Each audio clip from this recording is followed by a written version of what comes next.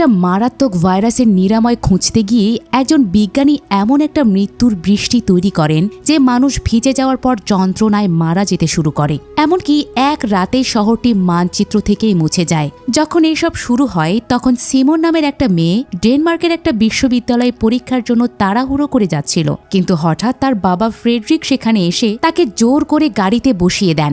গাড়িতে সিমনের ভাই রাসমুস এবং তার মা ইতোমধ্যেই বসেছিলেন। ফ্রেডরিক তাদের কিছুই বলেননি এবং তার কোম্পানি অ্যাপোলোর নির্মিত জঙ্গলের ভেতরে একটা বাংকারের দিকে দ্রুত গাড়ি চালাচ্ছিলেন। আজকের আবহাওয়া কিছুটা খারাপ, শীঘ্রই বৃষ্টি আসতে চলেছে।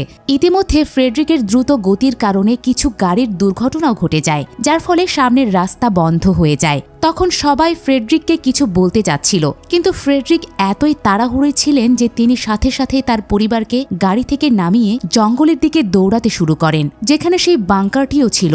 এরই মধ্যে বৃষ্টি শুরু হয়ে যায়, কিন্তু তার আগেই ফ্রেডরিক তার আঙুলের ছাপ দিয়ে বাংকারটি খুলে তার পরিবারকে নিয়ে ভেতরে প্রবেশ করেন। সেখানে সিমন এবং রাসমুস ভাবছিল যে কেন তাদের বাবা তাদের এখানে নিয়ে এসেছেন। এই বাংকারের মধ্যে বহু বছরের খাবার ও জল মজুদ ছিল, এটির নিজস্ব বায়ু প্রক্রিয়াকরণ ব্যবস্থাও ছিল। তখনই ফ্রেডরিক একটা সুরক্ষামূলক পোশাক পরে সেখান থেকে চলে যেতে শুরু করেন। তিনি সিমনকে কেবল বলেন তিনি নিজে এসে তাদের না নিয়ে যাওয়া পর্যন্ত তারা যেন কোনো পরিস্থিতিতেই বাংকার থেকে বাইরে না আসে। সিমন তখন তাকে থামিয়ে সবকিছু জানতে চায়। তখন ফ্রেডরিক তাকে বলেন যে বাইরের বৃষ্টিতে আসলে একটা খুব বিপজ্জনক ভাইরাস রয়েছে, যার কারণে মানুষ এটির সংস্পর্শে আসার সাথে সাথে সংক্রমিত হয় আর যন্ত্রণার সাথে সাথে সে মারা যায়। যেহেতু কেবল ফ্রেডরিক এর নিরাময় খুঁজে বের করতে পারতেন, তাই তাকে দ্রুত তার কোম্পানির সদর দফতরে যেতে হবে। তারপর চলে যাওয়ার আগে তিনি সিমনকে রাসমুসের বিশেষ যত্ন নিতে বলেন, কারণ সবকিছু ঠিক করার জন্য পরে ফ্রেডরিকের তাকে প্রয়োজন হবে।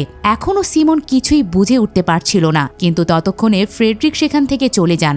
এরপরে সিমন যখন তার ফোনে ইন্টারনেট দেখেন তখন তার পায়ের নিচ থেকে মাটি সরে যায়, কারণ পুরো ইন্টারনেট মানুষের মৃত্যুর খবরে ভরে গিয়েছিল এবং সবাই ছিল চরম আতঙ্কে। সিমন তখন গিয়ে রাসমুসের সাথে কথা বলেন এবং সেই সময় তাদের মা তাকে বলেন যদিও তারা সেখানে নিরাপদে আছেন, তবুও তাদের কখনোই বাংকার থেকে বাইরে যাওয়া উচিত নয়। তারা যখন এই বিষয় নিয়ে কথা বলছিলেন তখন হঠাৎ বাইরে থেকে কেউ বাংকারের দরজায় কড়া নাড়তে শুরু করে।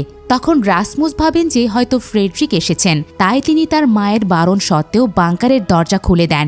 সেখানে বৃষ্টিতে ভেজা এক ব্যক্তি উপস্থিত ছিল যে রাসমুসকে টেনে বের করার চেষ্টা করছিল, কিন্তু তখনই রাসমুসের মা রাসমুসকে ভেতর থেকে টেনে নেন এবং লোকটিকে জলের মধ্যে ধাক্কা দেন, যার কারণে তিনি নিজে সংক্রমিত হন এবং কষ্ট পেতে শুরু করেন। কিন্তু তিনি তখনও কেবল সিমন এবং রাসমুসের চিন্তায় অস্থির ছিলেন। তিনি তাদেরকে একে অপরের যত্ন নিতে বলেন এবং তারপর সিমন কাঁদতে কাঁদতে ভেতরে গিয়ে দরজা বন্ধ করে দেয়।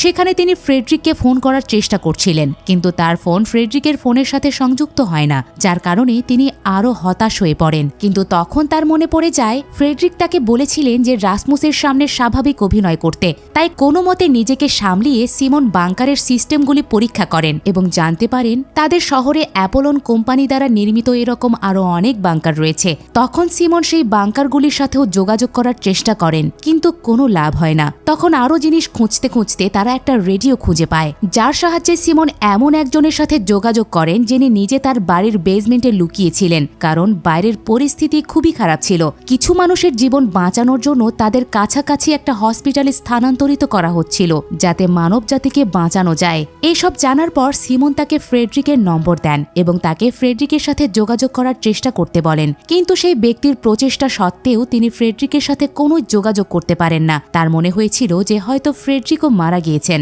কারণ বাইরের পরিস্থিতিতে কোনো মানুষেরই বেঁচে থাকা সম্ভব ছিল না। তারপরে হঠাৎ করে বিদ্যুৎ চলে যাওয়ায় সেই লোকটির সাথে সিমনের যোগাযোগ বিচ্ছিন্ন হয়ে যায়। এখন তিনি নিজেই বাংকারে থেকে রাসমুসের যত্ন নিতে শুরু করেন, কিন্তু এক সপ্তাহ পরেও যখন ফ্রেডরিক ফিরে আসেন না, তখন সিমন সাহস জুগিয়ে বাইরে যাওয়ার চেষ্টা করেন। কিন্তু পিপিই কিট পরে তিনি বাংকারের গেটের কাছে পৌঁছাতেই তার মায়ের মৃত্যুর দৃশ্য দেখতে শুরু করেন, যার কারণে তিনি ভয়ে বাংকারে আবারও ফিরে আসেন।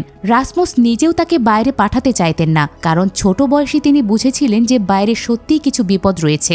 এভাবেই 1 মাস কেটে গেল। এই সময় সিমনের কখনো কখনো রাসমুসের যত্ন নিতে খুব অসুবিধা হতো, কিন্তু তারপরও রাসমুসের যত্ন নেওয়ার জন্য যথাসাধ্য চেষ্টা করছিলেন তিনি। একই সাথে সিমন বাংকারে উপস্থিত জিনিসগুলো সম্পর্কেও সঠিকভাবে জানতে পারছিলেন। এই সময় তার হঠাৎ মনে পড়ে গেল কিছুদিন আগে তার ভাই একটা অদ্ভুত ভাইরাসে আক্রান্ত হয়েছিল, যা সম্পর্কে কেউ কিছুই জানত না, এবং সেই সময় ফ্রেডরিক নিজেই একটা প্রতিষেধক তৈরি করে রাসমুসকে দিয়েছিলেন। এখানেই আমরা জানতে পারি ফ্রেডরিকের কোম্পানিও সেই ভাইরাসের কথা জানতেন এবং তারা তাকে সেই ভাইরাসের সমস্ত রিপোর্ট জমা দিতে বলে। তাই এটা সম্ভব যে এই ভাইরাসটি ফ্রেডরিক নিজেই তৈরি করেছিলেন। বর্তমানে প্রায় 6 বছর কেটে গিয়েছে, কিন্তু সিমন এখনও ফ্রেডরিকের সম্পর্কে কিছুই জানেন না। ততদিনে রাসমুসও বড় হয়ে গিয়েছিলেন এবং আরও খাবারের সন্ধানে বাইরে যেতে চাইতেন, কারণ তাদের কাছে মাত্র আর কয়েকদিনের জন্য পর্যাপ্ত খাবার ছিল। তখন সিমন এতে রাজি হন, কিন্তু তিনি নিজেই প্রথমে বাইরের বিপদ পরীক্ষা করতে চেয়েছিলেন। তাই রাতে রাসমুস ঘুমিয়ে গেলে সিমন আবার পিপিই কিট পরেন এবং বাংকার থেকে বাইরে যেতে শুরু করেন, যেখানে তিনি এখনও তার মায়ের মৃত্যু দেখছিলেন। কিন্তু এবার তিনি কোনো মতে নিজেকে নিয়ন্ত্রণ করে বাংকারের বাইরে যান, যেখানে তার মায়ের শরীর এখন কঙ্কাল হয়ে গিয়েছিল, যার কাছে তিনি একটা হরিণকে দেখলেন এবং সেটি দেখে তিনি এগিয়ে গেলেন, যেখানে রাস্তায় অনেক গাড়ি ভাঙা পড়েছিল এবং চারপাশ একদম জঙ্গল হয়ে গিয়েছিল। সিমন এটি উপেক্ষা করে সেই হসপিটালের দিকে গেলেন, যেখানে মানুষকে বাঁচানো হচ্ছিল। তবে কয়েকবার ডাকার পরেও কেউ সিমনের ডাকে সাড়া দেয় না। তারপর সিমন যখন ভেতরে গিয়ে দেখেন, তখন সেখানকার সবকিছু সম্পূর্ণরূপে ধ্বংস হয়ে গিয়েছিল এবং চারপাশে ছিল শুধু মৃতদেহ।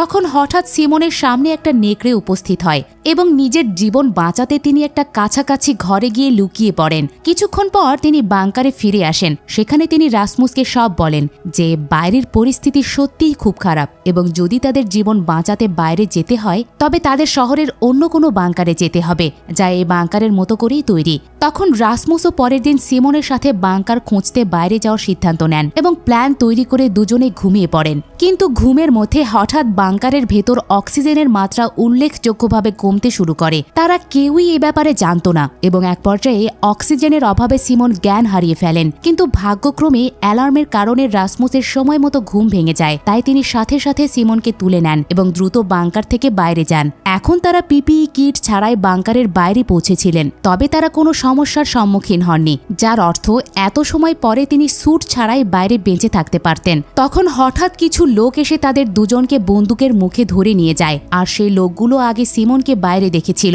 তাই তারা যখন বাংকারে ফিরে আসে তখন সে নিজের অক্সিজেনের সরবরাহ বন্ধ করে দেয়, যাতে সে তাদের জিম্মি করে ভেতরের রেশনের জিনিস লুট করতে পারে। যার জন্য সে সাথে সাথে সিমন এবং রাসমুসকে বন্দুকের মুখে বাংকারের একটা ঘরে তালাবদ্ধ করে এবং বাংকারের খাবার ও পানি খুঁজতে শুরু করে। কিন্তু যেহেতু সিমন এবং রাসমুসের রেশন ইতোমধ্যে শেষ হয়ে গিয়েছিল, তাই তারা সেখানে কিছুই পায় না। তখনই তাদের নেতা মার্টিন রাগান্বিত হয়ে সিমন এবং রাসমুসকে ভেতরে তালাবদ্ধ করে চলে যেতে শুরু করে। কিন্তু এই পরিস্থিতিতে ভেতরে থাকা দুজনেরই জীবনহানি ঘটতে পারত। তাই সিমন একটা কাঁচে লিখে তাকে বলেন তিনি জানেন কোথায় তারা রেশন পেতে পারে। এটি বলার পর তিনি তার সামনে সেই টেপটি ভেঙে দেন, যেখানে অন্যান্য বাংকারের মানচিত্র ছিল, যার মানে হলো মার্টিন যদি এখন খাবার চায় তবে তাকে রাসমুস এবং সিমনকে বের করে নিয়ে যেতে হবে, কারণ সিমন বাকি বাংকারগুলির অবস্থান জানত।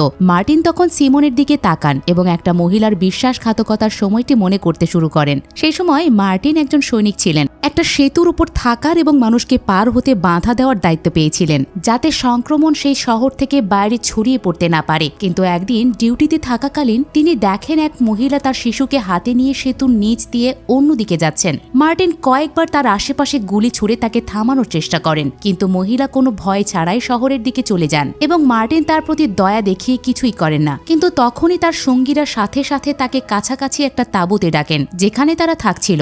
মার্টিন সেখানে গিয়ে জানতে পারেন আসলে যে মহিলাটি শহরের বাইরে গিয়েছিল সে সংক্রমিত ছিল এবং তাঁবুতে তার আসার পর থেকেই সেই লোকেরা সংক্রমিত হওয়ার কারণে মারা যাচ্ছিল। এই কথা বলার সময় মার্টিনের শেষ সঙ্গীটিও মারা যান, যার কারণে মার্টিন খুব বিচলিত হয়ে পড়েন এবং তখন থেকেই তিনি সিদ্ধান্ত নেন যে বেঁচে থাকার জন্য তিনি আর কাউকেই বিশ্বাস করবেন না। এইসব চিন্তা করার পরে তিনি বর্তমান সময়ে সিমনের চুক্তি প্রত্যাখ্যান করেন। কিন্তু পরে যখন তার বন্ধু প্যাট্রিক তাকে তার সতীর্থদের অবস্থার কথা মনে করিয়ে দেন যে তারা খাবার ছাড়া বেশি দিন বাঁচতে পারবেন না, তখনই মার্টিনকে সিমনের কথা মেনে নিতে হয় এবং তিনি সিমন ও রাসমুসকে মুক্ত করে তাদের সাথে বাইরে নিয়ে যান। সেখানে এতদিন পর বাইরে এসে সিমন এবং রাসমুস অবশ্যই খুব ভালো বোধ করছিলেন। তারপর মার্টিন এবং তার দলের সাথে কথা বলার পরে সিমন এবং রাসমুস আরও জানতে পারেন যে পৃথিবীতে খাদ্য ও জলের এমন তীব্র ঘাটতি রয়েছে যে মানুষ একে অপরকে হত্যা করে খায়। এটি জানতে পেরে সিমন এবং রাসমুস হতবাক হয়ে যান। এরপরে তাদের থেকে অল্প দূরত্বে আরও কিছু লোকের একটা দল এসে পৌঁছায়, যারা কিনা মানুষ খুঁজে বের করার জন্য থার্মাল সেন্সর লাগানো তাদের ড্রোন ওড়ায়, যাতে তারা তাদের খুঁজে বের করে হত্যা করতে পারে। তাদের দেখে মার্টিন সাথে সাথে সিমন এবং অন্য সবাইকে অ্যালুমিনিয়াম ফয়েল দিয়ে ঢেকে দেন, যার কারণে সেই লোকেরা ড্রোনে আসছিল না। কিন্তু কাছাকাছি আরও দুজন বেঁচে থাকা ব্যক্তি ছিলেন। মেয়েদের মধ্যে একজন দৌড়ে এসে সিমন এবং অন্য সবার সামনে পড়ে যান। তখন সিমন তাকে সাহায্য করার চেষ্টা করতে বলেন। মার্টিন সরাসরি এতে অস্বীকার করেন, কিন্তু তখনই বিটে নামের একজন মেয়ে